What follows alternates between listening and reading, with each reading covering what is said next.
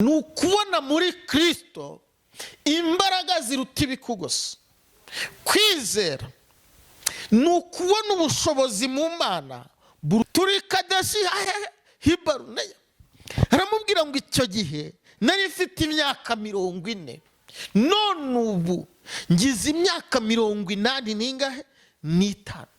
Ezeranijwe n'Uwiteka icyamugakomeza guha agaciro cy'Imana yavuganye nawe, nubwo hashize igihe, nubwo uri kwibona mu buzima busa nk'ubugoranye, ariko ukomeza. Shalom shalom, bahaye ikaze kuri Denise Bihiga TV, aho tunyuza ijambo ry'Imana. Ushobora gukanda subscribe, comment, share na like. Muzamuduhaye inkunga ikomeye cyane. Imana iduhana umugisha. Bakunzi b'ijambo ry'Imana, bakunzi ba Denise Bihiga TV, ndabasuhuje aho muri kwisi hose. Amahoro y'Imana abane namwe.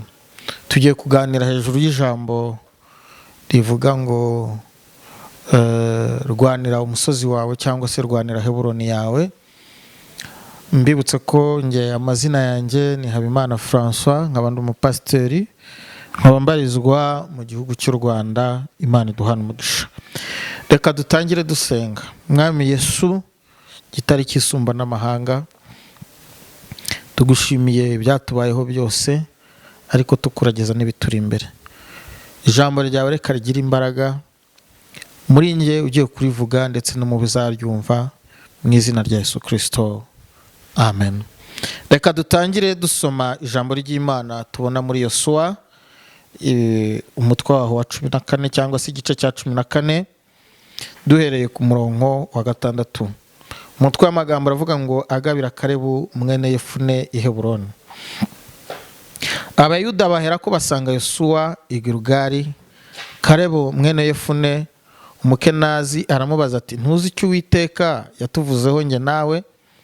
Akabibwira Mose umuntu w'Imana, turi i Kadeshi Baruneya. Icyo gihe nari maze imyaka 40, twari tukiri Kadeshi i Baruneya.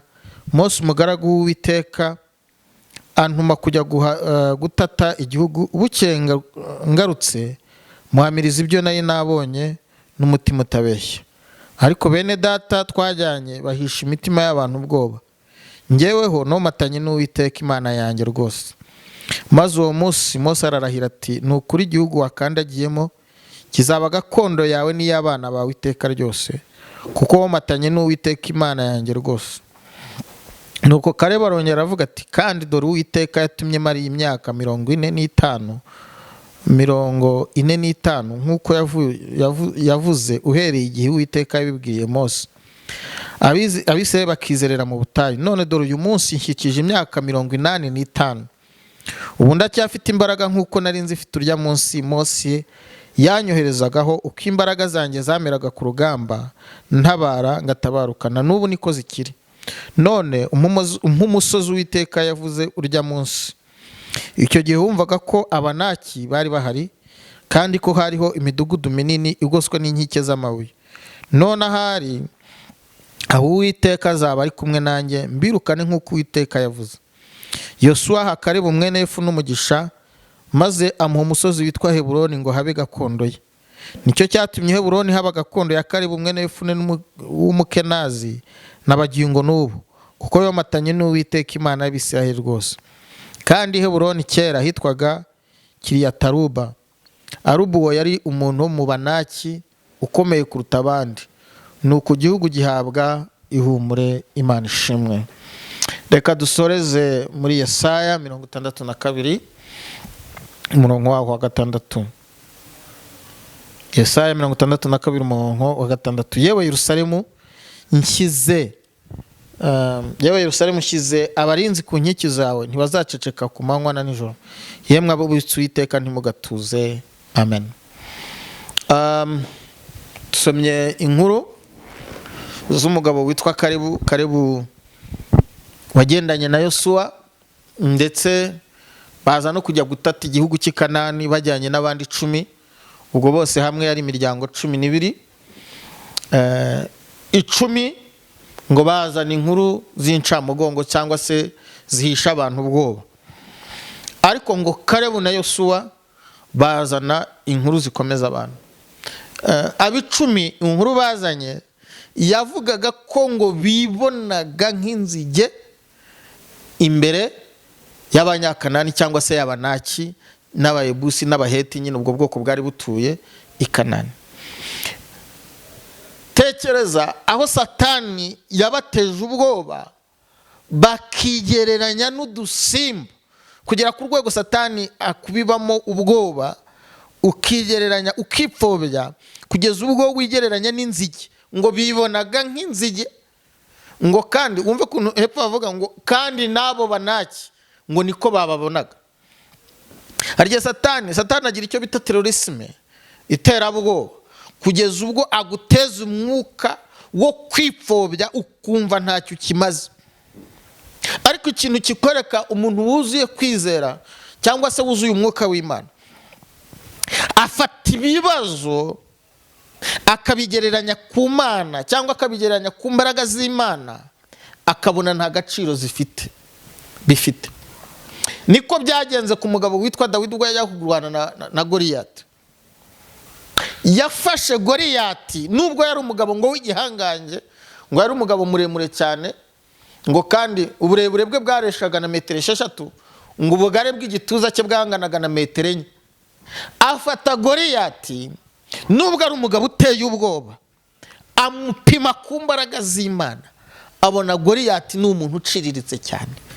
Kenshi ikibazo tugira ni uko ibibazo tubipima ku mbaraga zacu aho kubipima ku mbaraga z'Imana idutabara.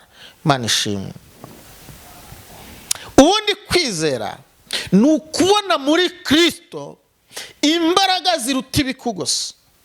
Kwizera ni ukubona ubushobozi mu Mana buruta ibikuzengurutse. Imana ishimwe. Ngo bazana inkuru z'incamugongo, ngo ariko Kalebu na Yosuwa bazana amagambo avuga ngo niba Uwiteka abanaki twababonye koko, ni abagabo barebare, ni abagabo b'igihagararo. Ariko nimwumve iki kintu, niba Uwiteka twishimira, tuzabarya nk'abarya iki? Umutsima nk'abarya ubugari. Ubugari ubundi ni akantu umuntu amira mu buryo bworoheje. Bo icyo barebaga ni ukwishimirwa n'Uwiteka gusa. Bo baravuze bati nimba twishimira, turamuzi ni umunyembaraga, Imana ni inyembaraga, ishobora byose, ni intwari mu ntambara, ntawayitangira. Uko waba umeze kose, uko waba ungana kose, uko ibibazo byaba bingana kose, igikomeye gusa ni uko Uwiteka twishimira. Mwene data, ndagira ngo nguhumurize, nkubwire ko ikibazo atari ubunini bw'ibibazo ufite, atari ubwinshi bw'ibibazo ufite, atari imbaraga ibibazo bifite, atari uko bakurwanya ari abanyembaraga cyangwa bafite za dogiteri cyangwa bafite amatitire akomeye.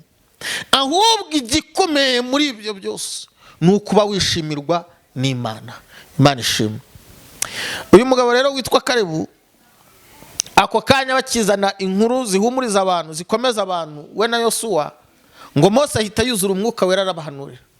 Icyo gihe ngo bari ahantu bita Kadeshi Hibaruneya, arababwira ngo nukuri icyo gihugu mwabonye ntimuzabura kukigeramo mwebwe n'ubwoko bwanyu. Ngo ariko aba ngamoko 10 yahishije abantu ubwoba, aba bantu 10 ntago bazakigeramo. Niko byagenze nihuse cyane. Baza kugera i Kanani. Bageze i Kanani, umugabo witwa Yosuwa bumwami, ariko Kalebu ntiyaba umwami cyangwa se ntiyibukwa. Bibiliya iravuga ngo bagabanya imiryango y'Abisiraheli icyo gihugu cyose, ariko ngo Kalebu baramwibagirwa. Hari igihe usengana n'abantu bagasubizwa, wowe ukabona uricyari muri bwa buzima bwa kera. Ugasengana n'abantu kugeza nubwo ndetse nabo bashobora kukwibagirwa. Ndagira nkubwira ngo Uwiteka atakwibutse, nta muntu wagira gute wakwibuka. Bibiliya itubwira ngo iki? Bibiliya iratubwira ngo umugabo witwa Kalebu amara imyaka 45 akizirikana icyo Imana yamusezeranije bari Kadeshi Hibaruneya.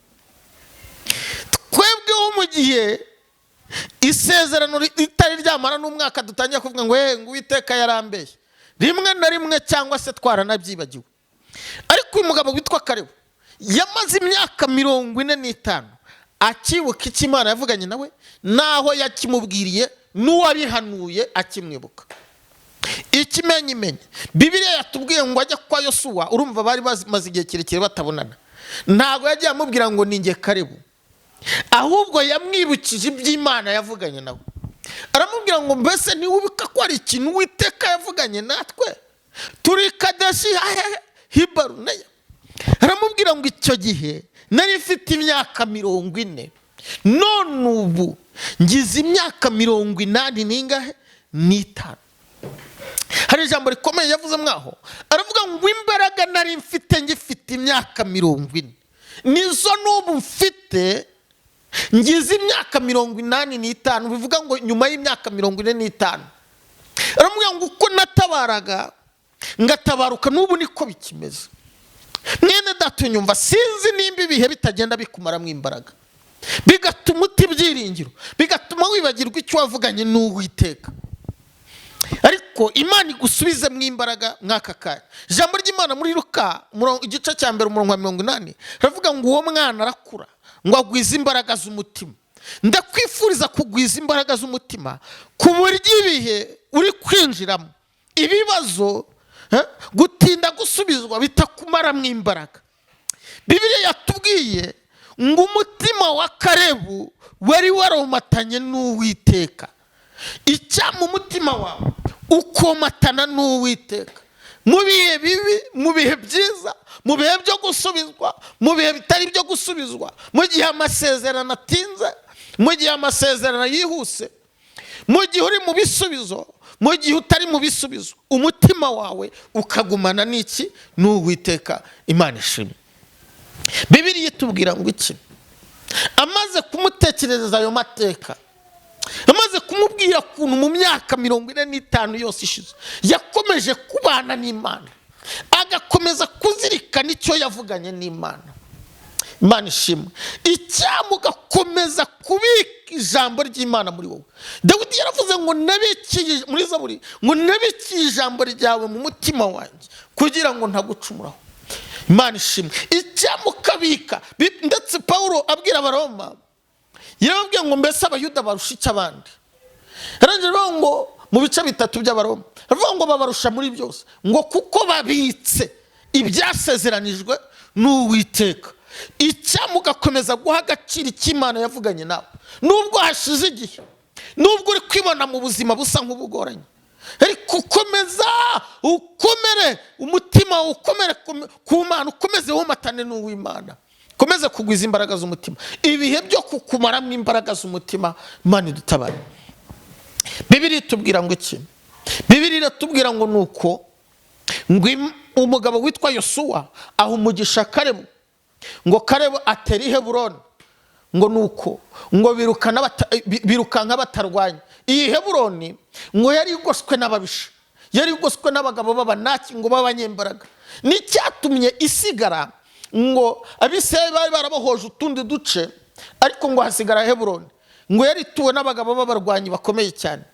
Ndashaka kukubwira yuko ibisubizo byawe bishobora kuba uyu munsi bigoswe n'Abanaki, bigoswe n'abadayimoni, bigoswe n'imbaraga zikomeye, ariko icyamu gakomeza kuba umurwanyi, icyamu gakomeza kuzirikana icyo Imana yavuganye nawe. Bibiliya ivuga ngo iki? Bibiliya ivuga ngo Kalebu aravuga ati wowe mpumugisha gusa, ibyo kurwana ndabimenyereye, iby'urugamba wowe mpumugisha gusa, ibyo gusenga ndabimenyereye. Hari abantu batinya kwinjira mu gucuruza ngo batazahomba, kandi Imana yaravuganye nabo. Hari abantu batinya kwinjira gukorera Imana ngo batazahuriramo n'intambara z'amagambo, kandi Imana yaravuganye nabo. Icyo ukeneye ni uguhabwa umugisha n'Imana gusa. Kuba harimo intambara n'ubundi muri iyi si ntabwo tusezeranijwe amahoro. Bibiliya ivuga ngo iki? Iravuga ngo umuntu ari mu isi abafashe igihe mu ntambara. Ibuka kuri umusirikari kandi umugabo ari Kristo. Ibuka ko ufite umuntu ukuneshereza.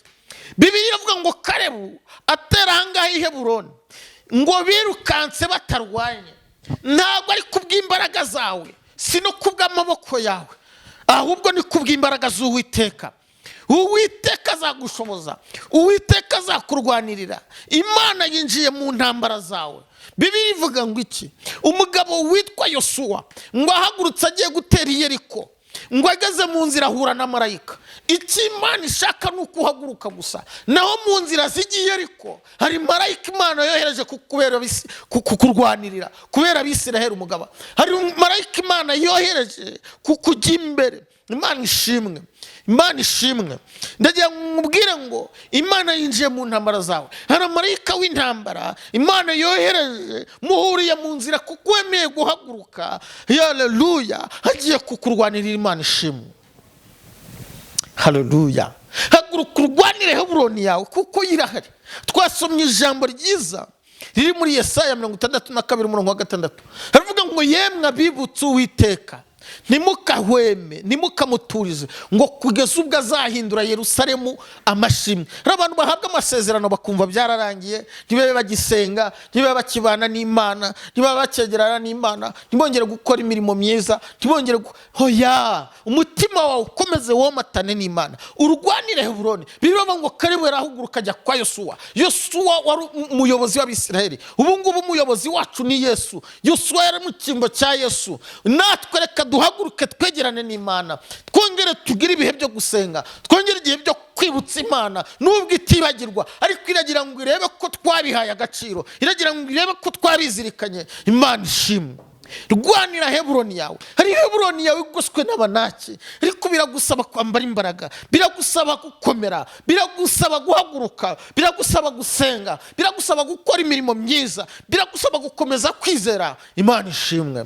Nari nkuzaniye ijambo rivuga ngo nubwo wibagiranye, ariko Heburoni yawe iracyahari. Imana ishimwe. Hari Heburoni wabikiwe, nubwo bagabanya abandi, nubwo ubona abandi barasubijwe, ariko izawe birabitse. Imana ifite ukuntu yabirinze. Ibyawe birahari, Heburoni yawe irahari, umusozi wawe urahari, urubyaro rwawe rurahari, inzu yawe irahari, imbaraga zirahari, amavuta arahari. Ndagira ngo nguhumurize nkubwira yuko nta jambo Imana ivuga ngo rihere, naho ryatinda uritegereze, kuko kuza ko rizagira rute rizaza. Kandi kuba amasezerano atinze, umutima wawe horebotsesia ukomeze womatane n'Uwiteka, ibihe byo kukumaramo imbaraga. Reka turangize dusengera abantu bibagiranye, dusengera abantu bafite ibyifuzo.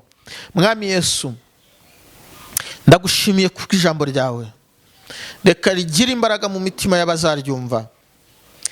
Kandi ari abantu bafite Heburoni yabo igoswe n'ababisha, nyemera uhagurukane nabo muri uru rugamba, kuko twebwe turi abanyantege nke, ariko uri umunyembaraga. Nk'uko wahagurukanye na Yosuwa bagiye Yeriko ukabereka icyo gukora, ngo Yeriko yari umurwa ukomeye kandi uzengurutswe n'inkike, ngo ariko bumviye ibyo marayika yababwiye byo kuzenguruka bucece bakazunguza umuri bakamena n'ibibindi gusa, ngo Yeriko irarituka, Yeriko irarigita. Ntabwo uruhare udusaba ari runini cyane, nuko tukwemerera, nuko tukwizera, nuko tugusanga, nuko twihana, nuko tukwegera, nuko dushaka mu maso hawe. Naho ubwawe uzabyikorera, kuko nta cyatuma izina ryawe ritukwa. Ndagushimiye Heburoni utanze, ndagushimiye ko abantu bongeye kubona Heburoni zabo, ndagushimiye ko abantu binjije ku musozi wabo, ndagushimiye ko abantu binjije mu byo wabavuzeho, ndagushimiye ko abantu bakiriye ibisubizo biturutse kuri wowe, mu izina rya Yesu Kristo, amen. Bene data, mwari mukurikiye Denise Bihiga TV, ndabashimiye kubw'ijambo ry'Imana. Mwari kumwe na Pastor Habimana Francois. Ukeneye kugira ibindi bibazo wambaza wenda bijyanye n'ijambo ry'Imana nkubwirije, cyangwa ukeneye gusengana nanjye, nimero ni uguteranya 250 788 35 38 35. Imana iduhane umugisha. Shalom shalom.